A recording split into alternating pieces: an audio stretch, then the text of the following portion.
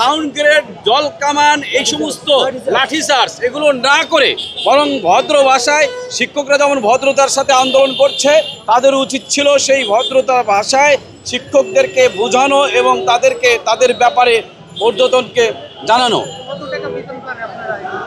আমাদের সর্বনিম্ন যেটা 12,000 টাকা, মাত্র 500 টাকা।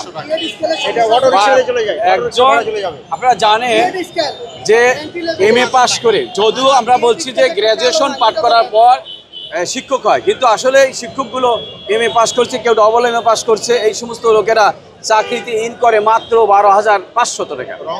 আর তার সাথে মাত্র বাড়ি ভাড়া বাবদ 1,000, আর চিকিৎসা বাবদ মাত্র 500। যে চিকিৎসার খরচ আপনারা জানেন, যে কোনো একটা বিষয় ঠান্ডা লাগলে একটা ডাক্তারের কাছে গেলে 1,000 টাকা তার ফি, তারপরে এ টেস্ট সে টেস্ট নানান কিছু দিয়ে। একজন শিক্ষকের কেউ যদি না থাকে, মা বাবা স্ত্রী 2টি সন্তান, তাহলে কতজন হলো? মা বাবা স্ত্রী 6 জন।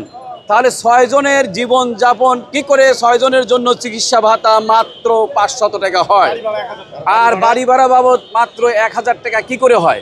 তারপরে যখন বৃদ্ধি করা হলো, মাত্র 500 টাকা বৃদ্ধি করলো, তার মানে শিক্ষকদেরকে একটা ধোঁকা দেওয়া, শিক্ষকদের সাথে এক ধরনের তামাশা করা।